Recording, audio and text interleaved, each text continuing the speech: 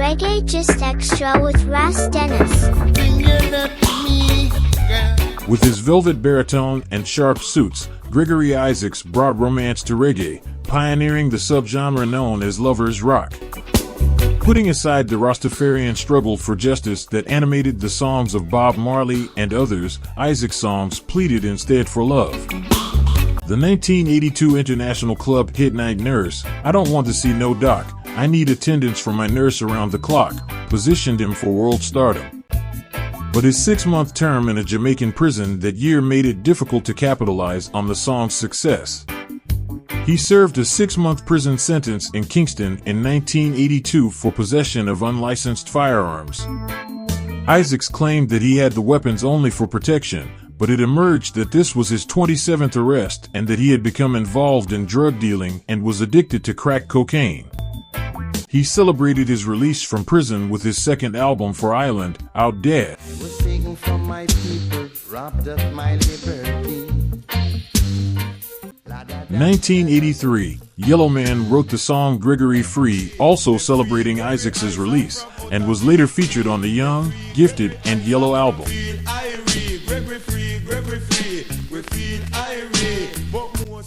This is the untold story of Gregory Isaacs with Ras Dennis.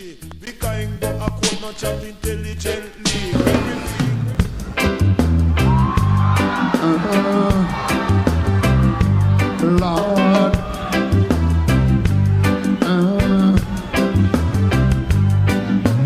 I may not be familiar with your language,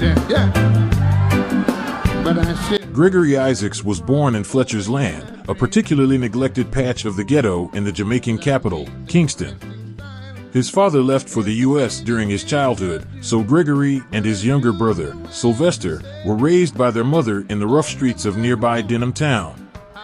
Showing a natural aptitude for singing, Isaacs began making an impact on talent contests during his teens, often as a duo with Sylvester.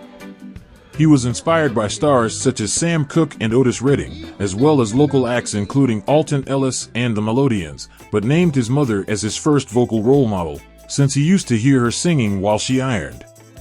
In 1968, Isaacs recorded and produced a duet, Another Heartache, with an aspiring singer from the neighborhood, Winston Sinclair, but the song sank without a trace. His next effort, Ballroom Floor, was recorded for Prince Buster after receiving a personal recommendation from a local gangster, Lester Lloyd Coke, aka Jim Brown. In this same era, Isaacs was allegedly said to be selling marijuana on behalf of Toddy Livingston, father of the singer Bunny Wailer. Isaacs subsequently formed a trio, the Concords, with 2 other hopefuls, recording a number of impressive tunes for Rupie Edwards in 1969, of which the most notable was Don't Let Me Suffer. Other stirring solo singles, such as Too Late and Lonely Man, followed. By 1970, he had formed the independent label African Museum with a fellow singer, Errol Dunkley. They found instant success with Dunkley's Movie Star and Isaacs's moderately popular My Only Lover, featuring the Wailers' backing band, before Dunkley broke away to found his own label. Isaacs's first substantial hit, All I Have Is Love, was produced by a perceptive downtown promoter, Phil Pratt, in 1973. The following year, he scored an even bigger hit with Love Is Overdue, the first of several for the producer Alvin G.G. Ranglin, who soon issued Isaacs's debut album, In Person, 1975. As his songwriting skills matured, Isaacs shifted focus to address social injustice, in work that expressed longing for his ancestral African homeland and grew dreadlocks as a sign of his commitment to the Rastafari faith. At Lee Perry's Black Ark Studio, he cut the anthem Like Mr. Cop in 1976 and the censorious Black Against Black, which decried self-destructive ghetto violence. After the release of the self-produced concept album, Mr. Isaacs, 1977, he received a major career boost in 1978 by signing to Virgin Records for the album Cool Ruler and making an appearance in the feature film Rockers.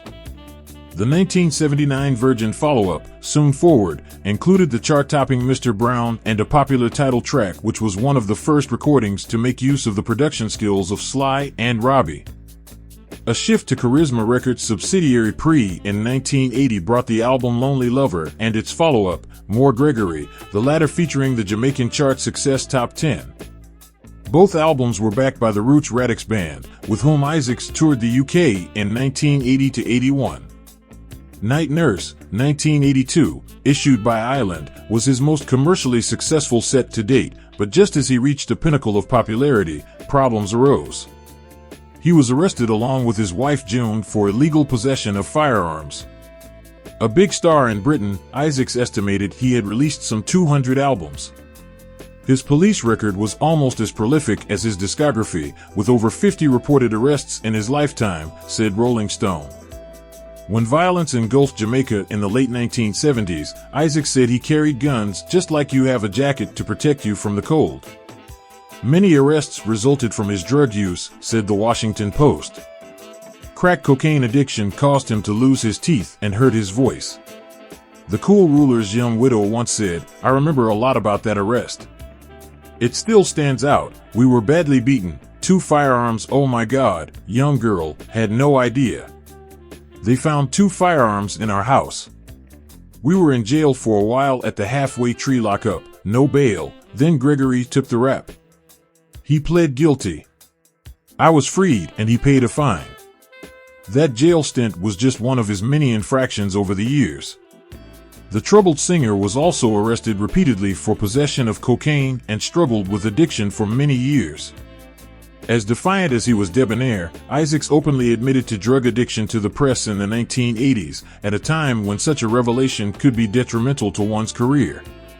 In a 1988 interview with Gleaner journalist Christopher Sergiu, Gregory lamented the long slide into addiction that destroyed friendships, compromised his Rastafarian ideals, complicated his love life, damaged his family bonds, and eventually even almost destroyed his musical gift. "It's the greatest college I've been to, the cocaine high school, but also the most expensive school fees that I have ever paid. I learned a lot from it, both good and bad. I wouldn't encourage anybody to try it," Isaac said. "I used to fight against it too, but them times I couldn't afford it.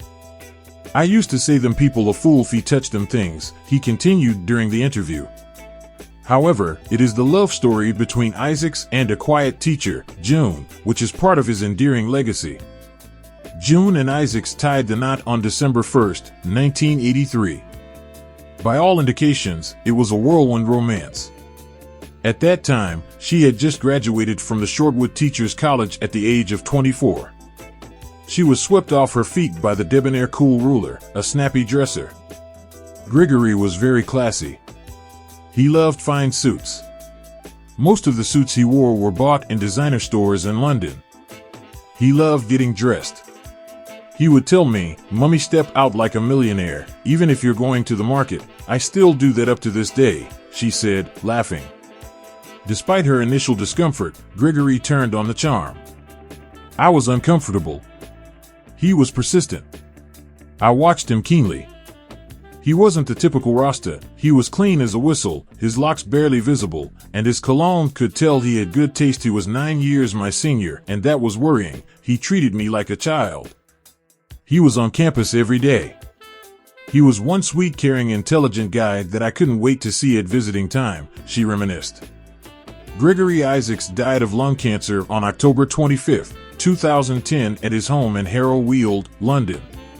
Thanks for watching, and do remember to subscribe, give it a like and post a positive comment in the comment section below, and I'll see you again very soon for another video. Many thanks for watching Reggae Just Extra with Ras Dennis.